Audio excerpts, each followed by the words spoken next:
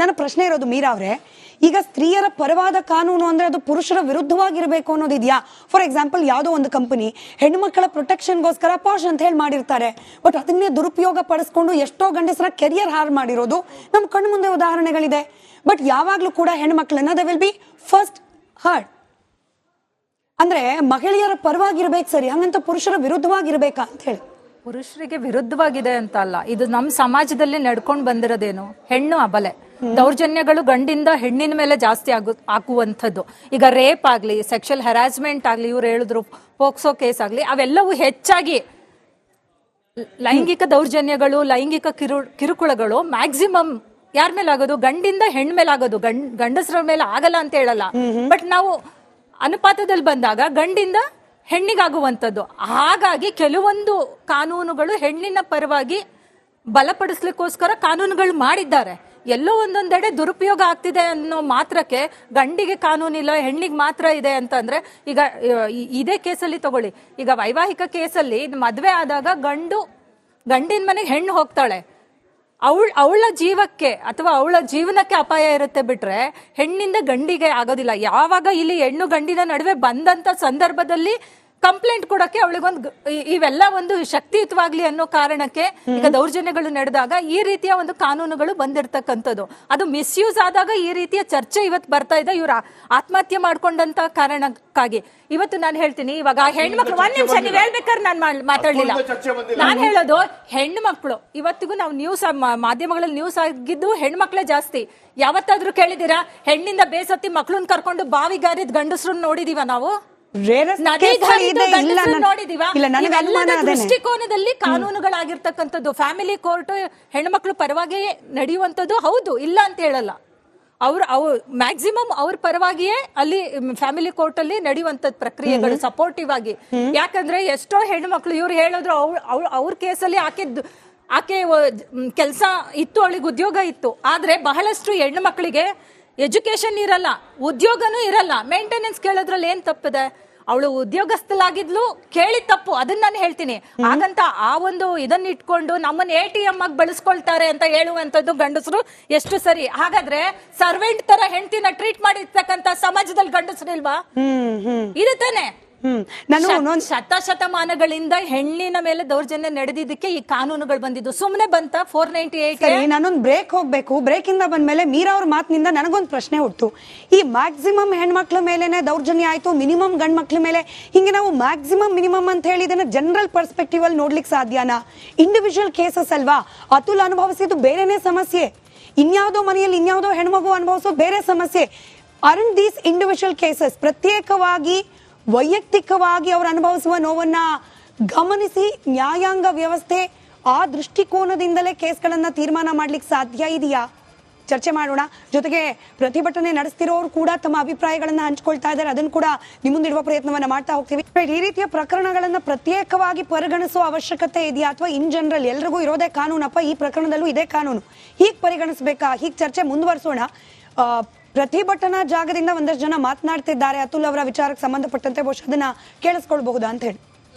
ಅವರು ಓದಿರೋರು, ಇವರು ಓದಿರೋ, when there is equality in the education, ಯಾಕೆ ಇವರು ಅಲ್ಯೂಮಿನಿ ಅಥವಾ ಮೇಂಟೆನೆನ್ಸ್ ಅಥವಾ ಅವರಿಗೆ ಡಿಮ್ಯಾಂಡ್ ಮಾಡ್ತಿರುವ 3 crores ಅವ್ರದ್ದು ಡೆತ್ ನೋಟಲ್ಲಿ ನೋಡಿ, everything is around money, everything is around money, this thing is happen because of money.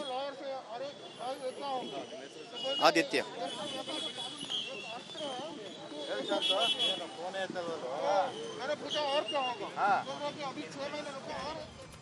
Right. Rajashree madam, ನಾನು ಅದೇ ಕೇಳ್ತಿದ್ದೆ ನೋಡಿ, ಒಂದು 10 ಪ್ರಕರಣದಲ್ಲಿ ಹಿಂಗಾಗಿದೆ, 11ನೇ ಪ್ರಕರಣ ಕೂಡ ಹಿಂಗೆ ಆಗಿರಬಹುದು ಅಂತ ಹೇಳಿ ನಾವು ಜನರಲಿ ಗಮನಿಸ್ಲಿಕ್ಕೆ ಸಾಧ್ಯನಾ ಅಂತ. ಹೆಣ್ಣು ಮಕ್ಕಳ ಮೇಲೆ ದೌರ್ಜನ್ಯ ಆಗ್ತಿತ್ತು, ಹಾಗಾಗೇನೆ ಈ ಡೌರಿ ಕಾಯ್ದೆ ಬಂತು. ಈಗ ಅತುಲ್ ವಿಚಾರದಲ್ಲೂ ನಾವು ಹಂಗೆ ಗಮನಿಸ್ಬೇಕಾ? ಇದನ್ನ ದೌರ್ಜನ್ಯ, ಪತ್ನಿ ಮೇಲಾದ ದೌರ್ಜನ್ಯ ಹಿಂಗೆ ಗಮನಿಸ್ಬೇಕಾ ಅಂತ ಹೇಳಿ. ಪ್ರತಿ ಕೇಸು ಡಿಫ್ರೆಂಟ್ ಸರ್ಕಮ್ಸ್ಟಾನ್ಸ್ ಒಳಗಿರ್ತದೆ, ಪ್ರತಿ ವ್ಯಕ್ತಿನೂ ಡಿಫ್ರೆಂಟ್ ಮೈಂಡ್ ಸೆಟ್ ಒಳಗಿರ್ತಾರೆ. ಈಗ ಕೆಲವೊಂದು ಮೆನ್ಸ್ ರೈಟ್ ಆಕ್ಟಿವಿಸ್ಟ್ಗಳು ಅದು ನೋಡಿದ್ವಿ, ಕೆಲವೊಂದು ಆಮೇಲೆ ನ್ಯಾಷನಲ್ ಕ್ರೈಮ್ ರೆಕಾರ್ಡ್ಸ್ ಬ್ಯೂರೋದು ಸ್ಟ್ಯಾಟಿಸ್ಟಿಕ್ಸ್ ತೆಗೆದು ನೋಡಿದರೆ ಸುಯಿಸೈಡ್ ಅನ್ನೋದು ಮ್ಯಾಟ್ರಿಮೋನಿಯಲ್ ಕೇಸಸ್ ಒಳಗೆ ಅದರದೊಂದು ಡೆಫಿನೆಟ್ ನಂಬರ್ ಇದೆ, ಮೆನ್ಸದ್ದು ಎಷ್ಟಿದೆ, ವಿಮೆನ್ ಎಷ್ಟಿದೆ ಅಂತ. ಆದರೆ ಮೆನ್ಸದ್ದು ಅನ್ನೋದು ಬಂದಾಗ ಏನಾಗ್ತದಲ್ಲ, ಕೆಲವೊಂದ್ಸಲ ಈಗ ಕಾನೂನುಗಳು ಬರೀ ಹೆಣ್ಣು ಮಕ್ಕಳ ಫೇವರ್ ಅದಾವು ಅನ್ನುವಂತಹ ಒಂದು ಭಾವನೆ ಅವ್ರ ತಲೆಯೊಳಗಿರ್ತದೆ. ಕಾನೂನು ಆ್ಯಕ್ಚುಲಿ ಇಬ್ಬರಿಗೂ ಅದಾವೆ ಇರೋದು. ಆದರೆ ಕೆಲವೊಂದು ಈಗ ಡೊಮೆಸ್ಟಿಕ್ ವೈಲೆನ್ಸ್ ಆ್ಯಕ್ಟ್ ಅಂತ ಬಂದದ್ದು ಅದು ಇಮ್ಮಿಡಿಯೇಟ್ ರಿಲೀಫ್ ಕೊಡೋ ಸಲುವಾಗಿ ಹೆಣ್ಣು ಮಕ್ಕಳಿಗೆ ಇಮ್ಮಿಡಿಯೇಟಾಗಿ ರಿಲೀಫ್ ಕೊಡೋಕ್ಕಂತ ಬಂದಂಥ ಕಾಯ್ದೆ. ಅದನ್ನು ಬಿಟ್ಟು ಉಳಿದ ಎಲ್ಲ ಕಾಯ್ದೆ ಈಗ ಗಂಡು ಮಕ್ಕಳ ಮೇಲೆ ಏನಾದರೂ ಶೋಷಣೆ ಅಥವಾ ಲೈಂಗಿಕ ಶೋಷಣೆ ಅಥವಾ ಏನಾದರೂ ಒಂದು ಆರೋಪ ಆದರೆ ಅದನ್ನು ಫೇಸ್ ಮಾಡೋಕ್ಕೂ ಕಾನೂನು ಐತಿ. ಆದರೆ ಹೆಂಗೆ ಆಗ್ತದೆ ಅಂತಂದರೆ 80% ಹೆಣ್ಣು ಮಕ್ಕಳ ಮೇಲೆ ಆಗುವಂತಹ ಈಗ ಕೆಲಸದ ಜಾಗದೊಳಗೆ ಆಗುವಂಥದ್ದು ಪೋಕ್ಸೋ ಬಂದಾಗ ಇದು ಬಂದಾಗ ಏನಂತಾರೆ ಪಾಶ್ ಆ್ಯಕ್ಟ್ ಬಂದಾಗ ಅಲ್ಲಿ ಬಂದಾಗ ಏನಾಗ್ತದೆ 80% ಕಂಪ್ಲೇಂಟ್ಗಳು ಆಗಿರೋದೇ ಇಲ್ಲ. ಅಲ್ಲಿ ಹೆಣ್ಣು ಮಕ್ಕಳು ಒಂದು ಸಲ ನನ್ನ ಮೇಲೆ ನಾ ಮಾಡೋ ಕೆಲಸದ ಜಾಗದಾಗ ಇಂಥ ಒಂದು ದೌರ್ಜನ್ಯ ಅಥವಾ ಇಂಥ ಒಂದು ಕೆಲಸ ಆಗಾಕತ್ತದಂತ ಮನೆಯೊಳಗರೆ ಹೇಳಿ ಬೇರೆ ಎಲ್ಲರೇ ಹೇಳಿ ಆ ಹೆಣ್ಮಗಳಿಗೆ ಕೆಲಸ ಕಳಿಸೋದು ಸ್ಟಾಪ್ ಮಾಡ್ತಾರೆ.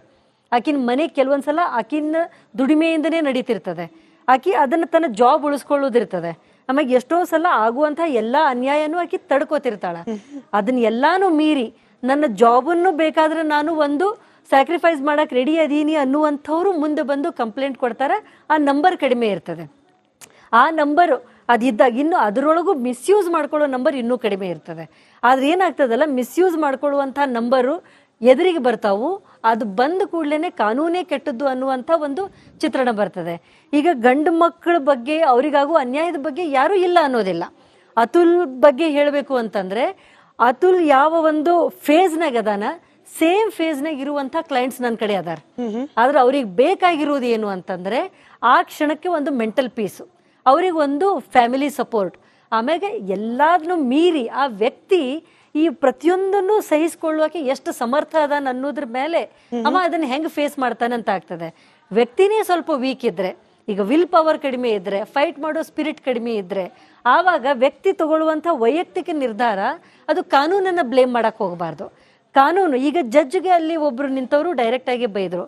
ಈಗ ಜಡ್ಜು ಈಗ 2020 ರಜನೀಶ್ ವರ್ಸಸ್ ನೇಹಾ ಗೈಡ್ಲೈನ್ಸ್ ಬಂದ ಮೇಲೆ ಎರಡೂ ಪಾರ್ಟಿಯವರು affidavit of assets and liabilities ಹಾಕಬೇಕು.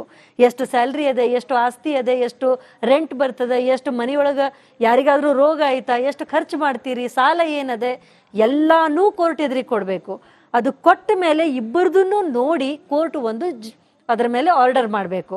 ಆ ಆರ್ಡರ್ ಅನ್ನೋದು ಕೆಲವೊಂದ್ಸಲ ಜಡ್ಜದ ವೈಯಕ್ತಿಕ ಅಭಿಪ್ರಾಯನೂ ಆಗಿರ್ತದೆ. ಈ ವ್ಯಕ್ತಿಗೆ ಇಷ್ಟು ಬೇಕು, ಈ ಸೋಷಿಯಲ್ ಸ್ಟ್ಯಾಂಡರ್ಡ್ ಇವರು ಹೈ ಸ್ಟ್ಯಾಂಡರ್ಡ್ ಒಳಗೆ ಬೆಳೆದು ಬಂದರೆ 20,000 ಸಾಲೋದಿಲ್ಲ, 40,000 ಕೊಡೋಣ. ಅವ್ರ ದೃಷ್ಟಿಯೊಳಗೆ ಹೇಳಬೇಕು ಅಂದರೆ 40,000 2 ವರ್ಷದ ಮಗುಗೆ ಅತಿ ಆಯಿತು, ಅದು ಯಾರು ಇಲ್ಲ ಅಂತ ಅನ್ನೋದಿಲ್ಲ. ಬಟ್ ನೆಕ್ಸ್ಟ್ ಆಪ್ಷನ್ ಏನು, ಅದನ್ನು ಕಡಿಮೆ ಮಾಡಿಸ್ಕೊಳಕ್ಕೆ ಹೋಗೋದು. ನನಗೆ ಇಷ್ಟು ಸಲ ಕೋರ್ಟಿಗೆ ಓಡಾಡ್ತೀನಿ ಅಂತ ಅನ್ನೋ ಒಂದೇ ಕಾರಣಕ್ಕೆ ನಾನು ಸತ್ತೇ ಹೋಗ್ತೀನಿ ಅಂತಂದ್ರೆ ಅವ್ರ ಬಗ್ಗೆ I was just reading on social ಇರ್ತದೆ. ನಿಮಗಿದೆ